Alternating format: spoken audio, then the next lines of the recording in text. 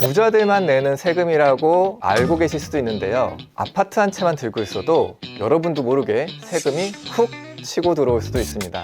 여기서 집값이 조금만 더 올라가면 여러분의 상속세는 확 늘어날 수 있습니다.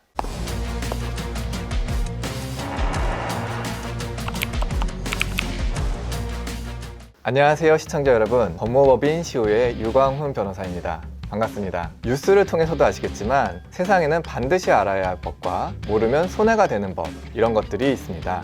앞으로 시청자 여러분들과 함께 반드시 알아야 할 법과 삶에 유익한 법들 이야기해 드릴게요. 오늘은 부동산, 주식보다 더 중요한, 하지만 잘 모르면 수억 원이 한 번에 날아갈 수 있는 상속세와 증여세에 대해서 알아보겠습니다. 이거 부자들만 내는 세금이라고 알고 계실 수도 있는데요, 아파트 한 채만 들고 있어도 여러분도 모르게 세금이 훅 치고 들어올 수도 있습니다. 오늘은 개념과 절세 팁, 그리고 사회적 논란까지 한 번에 정리해 드릴게요.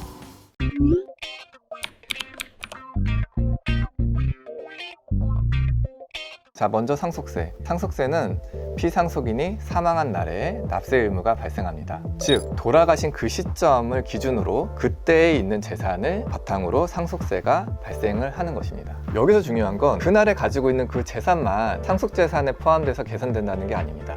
그러면 어떤 것도 포함될까? 한번 같이 알아볼까요? 자, 상속인에게는 10년, 비상속인에게는 5년 이내 증여한 재산은 상속재산에 모두 포함이 됩니다. 상속세가 증가한다는 의미겠죠. 거기에 사망보험금과 퇴직금, 명의신탁한 자산까지도 모두 상속재산에 포함이 됩니다. 쉽게 말해 사망하기 전에 몇 년간 오간 모든 돈거래까지 다 몽땅 들여다보겠다는 거죠. 자, 상속세는 사망했을 때 발생하지만 증여세는 살아계셨을 때 재산을 주는 경우에 발생합니다. 차이가 있다면 상속세는 총유산, 즉 상속이 이루어지는 총 재산을 기준으로 과세가 되지만 증여세는 그 증여된 해당 재산에 대해서만 부과가 된다는 차이가 있어요. 증여세는 받는 사람 기준으로 계산되어서 부과가 됩니다. 단순히 세율만 놓고 보면 증여세가 유리하게 보이기도 합니다. 그럼 실제 계산은 어떻게 하느냐? 자, 전체 상속받을 재산이 있어요. 여기에는 현재 있는 재산, 증여된 재산,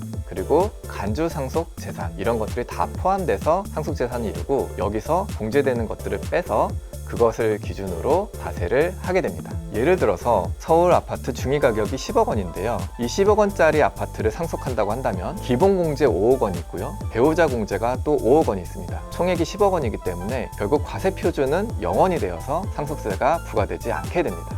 자, 하지만 요즘 부동산 가격 어떻습니까? 하루가 다르게 올라가고 있죠. 여기서 집값이 조금만 더 올라가면 여러분의 상속세는 확 늘어날 수 있습니다. 한 해 과세자는 약 34만 명 정도 됩니다. 근데 2005년 기준으로 상속세를 납부한 사람은 약 1,500명 정도인데요, 22년도를 기준으로 하면 15,000명 정도가 됩니다. 10배 정도가 확 늘어난 거죠. 증여세는 공제 한도가 다릅니다. 이 공제 한도는 10년에 한 번씩 쓸 수가 있는데요, 그래서 계획적으로 10년 단위로 나눠서 증여를 하면 증여세 부담이 많이 줄어들 수 있겠죠. 상속세는 한 번에 다 내야 되냐? 그렇지는 않습니다. 연부연납이라는 제도가 있어서 상속세의 경우에는 10년, 증여세의 경우에는 5년까지 분할하여 납부할 수 있는 제도가 있습니다. 그리고 세금을 대폭 줄일 수 있는 특례 제도가 있는데요, 가업상속이나 창업자금 증여, 주식증여 같은 경우가 해당이 되는데, 다만 조건에 맞추려면 미리미리 준비할 필요가 있는 그런 제도들입니다. 이 제도들은 조건만 맞으면 세금을 크게 줄일 수 있습니다. 자, 평가 방식도 중요해요. 부동산의 경우에 우리 대표적인 게 뭡니까? 아파트랑 단독주택이죠. 아파트는 매매 사례가 많기 때문에 거의 시가로 평가가 됩니다. 하지만 단독주택은 매매 사례가 많지 않기 때문에 시가에서 훨씬 못 미치는 공시지가로 평가되는 경우가 많습니다. 이와 같이 공시지가로 평가를 받으면 세부담이 확 줄어드는 효과가 일어날 수 있습니다. 여러분, 잘 따라오고 계시죠? 여기서 핵심 팁 갑니다. 상속재산을 줄이려면 증여재산이 포함되지 않아야 되기 때문에 미리미리 10년 전에 증여해 놓는 것이 좋습니다. 그리고 시세 대비 평가가 낮게 되는 자산들, 단독주택이나 구분상가 같은 자산으로 상속을 하게 되면 상속세가 절약될 수도 있습니다. 채무도 공제된다고 말씀드렸죠. 전월세 보증금, 임대차 보증금도 다 채무에 속하니까 빠짐없이 공제받으시기 바랍니다. 그리고 증여받은 재산을 10년 내에 처분할 때는 주의하셔야 되는데요. 만약 내가 증여받은 재산을 10년 내에 처분하게 되면 증여자가 애초에 취득했던 취득가액을 기준으로 양도소득세가 계산됩니다. 따라서 이때는 세금이 확 늘어날 수 있습니다. 내가 증여받은 재산을 10년 후에 처분하더라도 혹은 상속받은 재산을 처분할 때라도 양도소득세를 줄이고 싶다면 감정평가를 통해서 애초에 자산의 가액을 높게 책정받는 것도 하나의 방법입니다. 어차피 공제 범위 내이기 때문에 상속세가 안 나오는 범위라면 취득가액을 확 높여 넣으면 나중에 양도소득세를 적게 내는 그런 효과가 되는 것입니다. 자, 주의사항도 몇 가지 알려드릴게요. 우리가 소액을 증여하는 것은 사실 과세관청에 잘 적발되진 않습니다. 그런데 고액을 이체하는 경우에는 FIU에 모두 보고가 됩니다. 자, 현재는 1천만 원 이상의 거래, 여기서 거래는 이체도 포함되고 출금도 포함됩니다. 이러한 거래들은 FIU에 의무 보고를 하게 되어 있습니다. 여러분이 이체하거나 출금하는 순간 은행은 그 내용을 보고합니다. 그러면 990만 원의 경우에는 보고가 안 되는 건가요? 너무 좋은 질문인데요. 어느 정도의 금액을 감지하는지는 사실 정확하게 공유는 안 하고 있습니다. 근데 1000만 원이 넘으면 의무 보고에서 자동 보고고요. 990 했을 때 한 번이면은 보고가 안 될 테지만 이상 거래가 계속되면은 이거는 감지가 되게 돼 있습니다. 따라서 너무 이상한 거래를 계속 하실 때에는 이거는 보고된다 라는 전제하에 거래를 하셔야 돼요. 1000만 원 미만의 거래도 국세청은 나중에 다 들여다볼 수가 있어요. 그래서 100만 원, 200만 원, 500만 원 이런 식의 100만 원 단위의 출금은 무언가 빼서 건네주려고 했다 이렇게 봐서 증여로 의제되는 경우가 많습니다.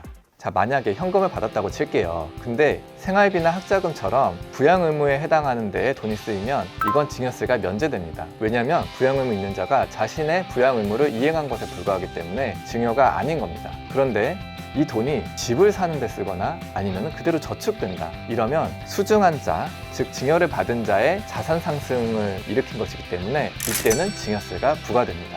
증여를 하면서 이거를 대여처럼 위장하는 경우도 있고 대여를 하지만 나중에 증여로 인정받아서 억울하게 증여세를 내는 경우도 있습니다. 내가 대여를 하는데 이걸 정말 대여로 인정받으려면 자녀의 상환 능력, 상환 계획, 그리고 이자까지 다 잘 정해서 객관적인 증빙으로 남겨두셔야 돼요. 자녀에게 돈을 빌려주고 이자를 안 받으시면 그거는 증여로 인정될 가능성이 매우 큽니다. 그리고 2억 원 미만의 대여인 경우에는 이자가 없어도 차용증이 있고 나중에 상환을 받는다면 이때는 증여세가 부과되지 않으니까 이것도 참고하세요. 여기서 한 가지 짚어야 할 게 있습니다. 한국의 상속세 높아도 너무 높은데요. 주식 가치의 할증까지 생각한다면 실질세율은 60%에 육박을 하고요. 대한민국 상속세가 얼마나 높냐면요. 이재용 회장이 내야 할 세금이 약 12조 원으로 알려져 있어요.